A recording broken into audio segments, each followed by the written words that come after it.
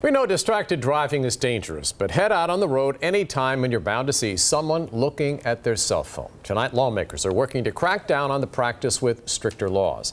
13 News Now reporter Jacqueline Lee is in the studio to explain. Jacqueline?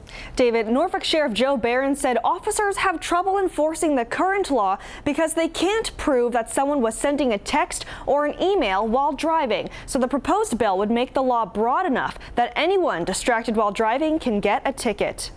It's a dangerous practice that all drivers have dealt with. Especially coming in from on-ramps and whatnot, they don't look. To me, it's the same results as driving drunk.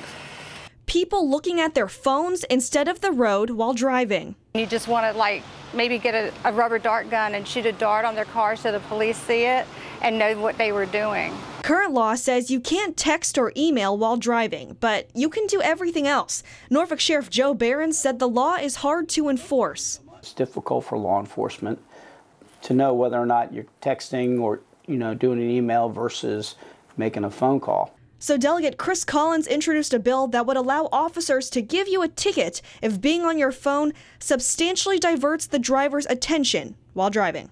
It is absolutely a public safety issue. The CDC estimates there's 9 deaths per day in the United States from distracted driving. But critics of the bill say it's too broad. It's at the discretion of officers to decide if a driver's phone is substantially diverting their attention. Some argue it would allow officers to abuse that power with members of the community. However, some drivers think something needs to change. They'll be weaving and they're just looking down at their phone. It's annoying. The bill passed the House with a 50-49 vote. It will go before the Senate floor tomorrow. Live in studio, Jacqueline Lee, 13 News Now.